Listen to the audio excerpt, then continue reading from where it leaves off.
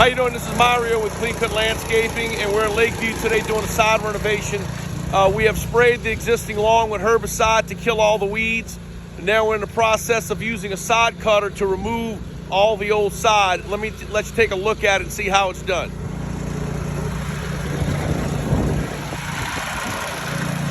This is the sod cutter that we use. It's got a blade at the bottom that cuts the grass to the root.